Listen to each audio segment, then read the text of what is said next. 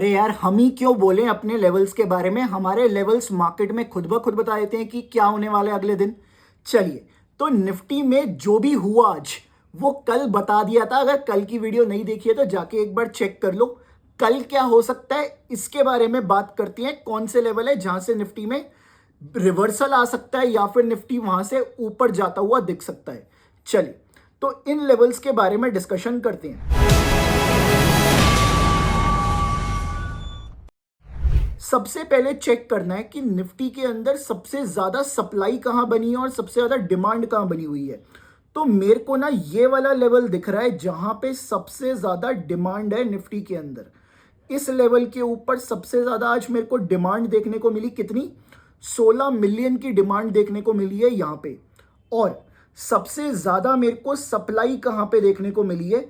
इस पॉइंट पे मेरे को सबसे ज्यादा सप्लाई देखने को मिली है। तो इसको मैं रेड मार्क कर देता हूं। कल ये मेरे लिए सप्लाई की तरह एक्ट कर सकता है और ऊपर वाला लेवल डिमांड की तरह। अब मेरी बात को ध्यान से समझो यार। कल क्या हो सकता है मार्केट के अंदर, हमें इस चीज के ऊपर फोकस करना है। ये दो लेवल्स तो आ गए हैं हमारे पास। अब इनके ऊपर कैसे ट्रेड किया जाए, क्वेश्चन ही यही है। देखिए, अगर प्राइस कल के दिन गैप अप होता है तो इस पॉइंट पे मैक्सिमम ट्रेडर्स फंस जाएंगे। अगर अगर कल प्राइस गैप अप हो जाता है तो इस जोन में, ये जोन आ रहा है लगभग 24,182 से लेकर 24,176 के बीच में। यहां पे लोग सोचेंगे बाय करने का, बट लोग फंसेंगे इस पॉइंट पे। पहले ही बता रहा हूं आपको, यहां पे आपको बाय करने के लिए नहीं देखना है। उसका रीजन क्या है? मैं क्या करूंगा, अगर यहां से प्राइस नीचे आता है ना तो कम से कम इस पॉइंट तक मैं सेलिंग करने के लिए देख सकता हूं। ऐसा मैं क्यों कह रहा हूं, इसके पीछे का रीजन क्या है यार। देखिए, यहां पे क्या हुआ है, डिमांड जोन तो बना है। मैंने मान लिया डिमांड जोन बन गया। अब इस पॉइंट पे ही क्लोजिंग आ गई है।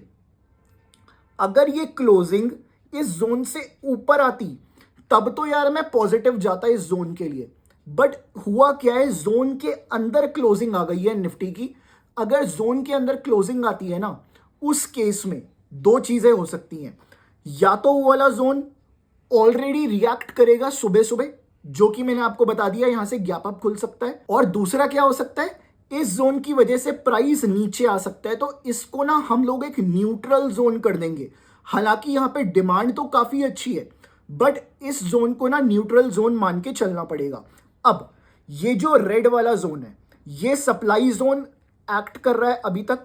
ठीक है, ये कैसा जोन एक्ट कर रहा है? ये as a supply zone act कर रहा है। बट इस जोन के बाद हुआ क्या है? इस जोन के बाद जो मार्केट की कंडीशन है वो क्या कहती है?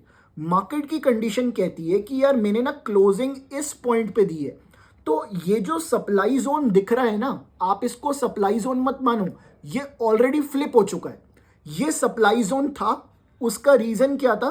जब यहां से सप्लाई आई थी ना, तो मार्केट ने ये वाला बॉटम बना के ऑलरेडी इसको कवर कर दिया है। अब जब भी इस जोन पे प्राइस आए ऊपर से, तो यहां से हमें बाइंग करने के लिए ही देखना चाहिए। स्टॉप लॉस क्या लगाना पड़ेगा? स्टॉप लॉस लगाना पड़ेगा इस वाले लो के नीचे। यहां पे आपका स्टॉप लॉस होना चाहिए। उसका रीजन क्या है? क्योंकि जब इस जोन से लास्ट लेग बनी थी ना सप्लाई की, तो इसी जोन से उसने सपोर्ट लिया है। ऐसा भी हो सकता है कि बाजार यहां पे लिक्विडिटी लेने आए, बट उसके चांसेस बहुत ज्यादा कम है, बिकॉज यहां पे ही इतना ज्यादा वॉल्यूम पड़ा है। तो ये वाले जोन के चलने के चांसेस मेरे को ज्यादा दिख रहे हैं। तो ये कल के लिए सिनेरियो बन रहा है निफ्टी का। अब निफ्टी के अंदर और ऐसे कौन से लेवल है जिन पे फोकस किया जा सकता है? चलिए, इसको तो मैं अभी हटा देता हूं। मैंने आपको यहां पे पूरा सिनेरियो समझा दिया है। अब और ऐसे कौन से लेवल है जिन पे फोकस किया जाए? देखिए गाइस, अभी मैं यूज करूंगा एंकर्ड वीवैप का। ठीक है, बहुत इंपॉर्टेंट इंडिकेटर है एंकर्ड वीवैप। तो इसकी थोड़ी सी सेटिंग्स कर लेते हैं। इसकी सेटिंग्स में upper band, lower band, background मेरे को नहीं चाहिए, इसको हटा देते हैं। देखिए गाइस, अभी क्या हुआ है, जो आज वीवैप शुरू हुआ था ना, मार्केट इसके ऊपर क्लोज हुआ है। और अगर आपको मार्केट में सुबह सुबह बाइंग बनानी है, कुछ ऐसा दिख जाए कि यहां पे तो हमारा सप्लाई जोन है ही है, जो डिमांड जोन की तरह एक्ट करेगा, और वो वाला जोन इस एंकर्ड वीवैप के ऊपर आ रहा है, और यहां पे कोई आपको डब्ल्यू पैटर्न का ब्रेकआउट आता हुआ दिखे ना, तो एकदम से मार्केट में घुस सकते हैं। यहां पे ऊपर तक बहुत तेजी से जा सकता है मार्केट। उसका रीजन क्या है?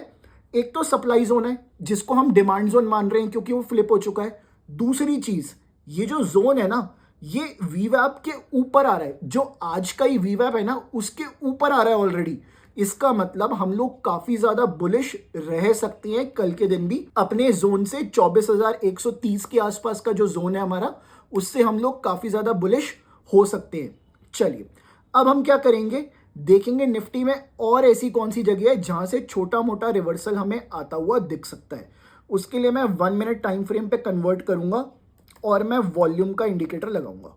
तो वॉल्यूम का इंडिकेटर लगा लेते हैं, देखते हैं गाइस आज सबसे ज्यादा वॉल्यूम हुआ कहां पे, आज कौन से पॉइंट पे सबसे ज्यादा वॉल्यूम बनता हुआ दिखा है आज हम लोगों को। चलिए तो आज का चार्ट चेक करते हैं। ये आज का चार्ट है, तो पहली कैंडल पे ही सबसे ज्यादा वॉल्यूम बनता हुआ दिख रहा है हम लोगों को। तो इसका हाई और इसका लो मैं मार्क कर लेता हूं। अब आप देखिएगा इस हुआ क्या है, इस कैंडल के बाद जो क्लोजिंग आती हुई दिखी है हमें ऊपर आती हुई दिखी है। मेरी बात को ध्यान से सुनना, अगर यहां पे इस जोन के अंदर आने के बाद कुछ भी हमें डब्ल्यू पैटर्न जैसा बनता हुआ दिखे, उसी टाइम हम लोग ट्रेड में बैठ सकते हैं एज अ बुलिश ट्रेड, अगर प्राइस इसके ऊपर खुले। और अगर इस जोन में आए तो मार्केट में अगर कोई भी स्ट्रक्चर शिफ्ट होता है, स्ट्रक्चर शिफ्ट का मतलब क्या है, कुछ इस तरीके का डब्ल्यू पैटर्न बनता है जिसमें ये वाला जो पॉइंट है ये है ए पॉइंट और ये वाला जो पॉइंट है ये है सी पॉइंट। अगर सी पॉइंट ए पॉइंट से ऊपर होता है और फिर इस डब्ल्यू पैटर्न का ब्रेकआउट आता हुआ दिखे, तो यहां से हम लोग बाय करने के लिए जा सकते हैं। इसकी जोन के चलने की प्रोबेबिलिटी भी काफी ज्यादा हाई हो जाएगी। तो मैंने आपको ना सारे ट्रेड्स दिखा दिए हैं, तो अब आप एक काम करो, जाके इनको नोट कर लो। और सुबह सुबह स्टॉक्स के ऊपर वीडियो आ रहा है जिस वीडियो में आपको पता चलेगा कि आज के लिए ये वाले स्टॉक सबसे ज्यादा इंपॉर्टेंट है। तो आप उस वीडियो को भी देखना मत भूलना। मिलता हूं मैं आपसे कल की वीडियो के अंदर।